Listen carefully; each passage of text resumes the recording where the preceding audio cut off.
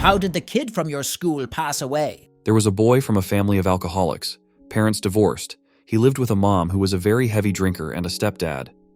Stepdad had a son who spent quite some time in mental facilities and rehab because he fudged up his brain with drug use. The son eventually came home to live with his father and my classmate. One time the classmate accidentally saw his stepbrother sniffing glue from a bag.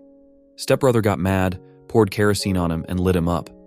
When his mother saw her child was burning, she jumped out the window and ran away while his younger siblings were trying to put out the fire. Unfortunately, once they managed to, he was already not alive. Story 2. He froze to death in his sleep after passing out in the snow. It was a school trip with his class and they had some beers, but probably some of the first few times they tried alcohol. It was devastating. They were moving from one house to another and he had said he needed a break in between, but everyone forgot or just thought he's in another house. It sounds like an obvious mistake, but it's not necessarily that cold even if it's snow, especially after a drink. To lie down and chill on a snow pile with a good jacket is no problem, but if you pass out and forgotten, well damn. Story 3. It happened on the soccer pitch next to ours when I was playing five-a-side with my work buddies. Kid who looked late teens fell down hard and didn't come back up again. They tried CPR and the defibrillator from the office before the paramedics showed up. We just stood there speechless watching it go down. And while it looked super bad, they took him away on a stretcher still working on him, so I didn't actually find out he died until a week later when we were back for our usual slot and they held a silence. Never even found out the kid's name, but I still think about it sometimes. Life can so be fragile. Story 4. In high school, a girl in the year ahead went missing. There were flyers posted for volunteers to help search for her. It was understood that she wasn't the type to run away. Her mom was out of her mind with worry. A few weeks later, her stepfather was arrested. It seems he'd abused her and then switched from her to her little sister. She threatened to tell, and he forever sleeped her. Then he drove her body out somewhere to dump it, with her little sister in the car. She was too traumatized to remember much. Apparently, he put her body in a dumpster, and it ended up in a landfill somewhere. They got a confession out of the guy by putting him in Gen Pop and letting the other prisoners know what he was in for. He lasted less than 2 days. Story 5.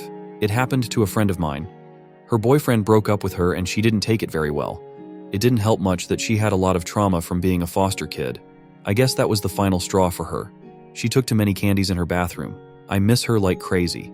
We weren't incredibly close at the time of her passing, but she was my first friend when I started middle school, and she helped me grieve the loss of my dad at the time. Her wake was jam-packed with friends and family. She was 17. A few months later, I lost another good friend to a robbery gone wrong. I think of them daily.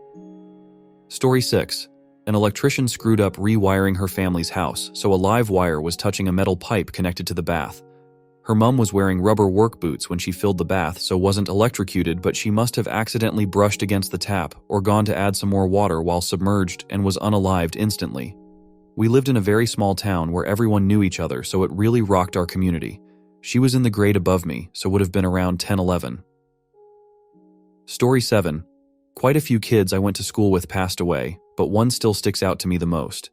The older brother of a girl in my class, he was a couple years older, so we went to the same school. I live in the middle of nowhere, and we have heavy snow for most of the year, so snowmobiling is a really popular recreational activity. Apparently this guy had crashed into a tree and a branch went right through his head and forever sleeped him instantly. Story 8. Grade school. Rainy day. Bell rang and little girl panicked about being late ran out in front of a school bus. I saw it happen.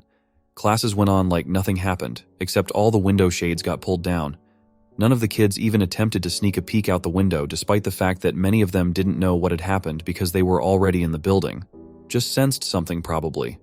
Unlike today where parents would be informed right away, counseling offered, kids getting at least need to know info, there was nothing.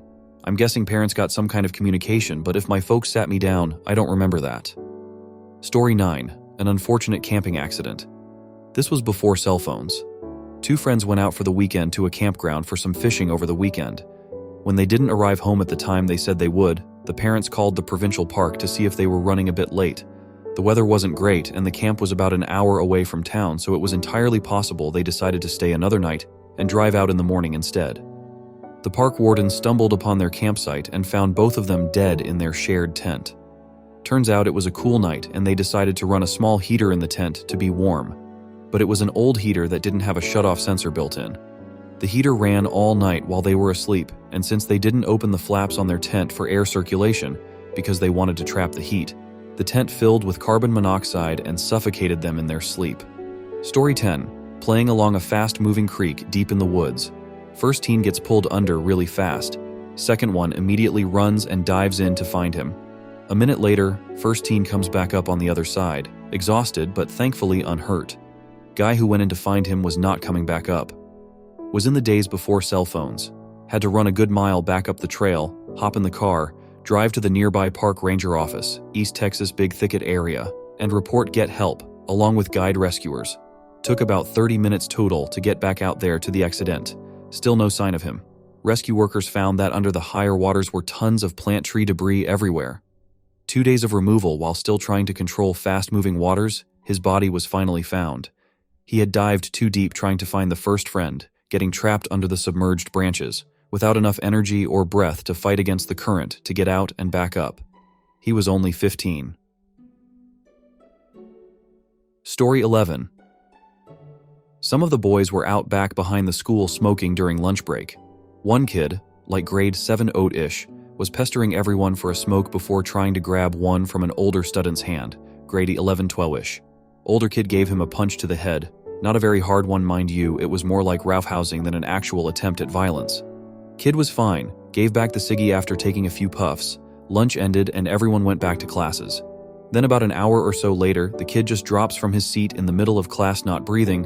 Teacher performs CPR while another student runs to the office to get them to call an ambulance, but he was dead before they could get there. The little love tap he got earlier caused a bleed on the brain, ruptured an aneurysm that was already there. It's scary that such a weak blow to the head can be fatal, and it's not like the kid lived in a bubble or anything. He was into BMX and ice hockey and other sports. How many times had he fallen off his bike or been slammed to the ice with that ticking time bomb in his brain?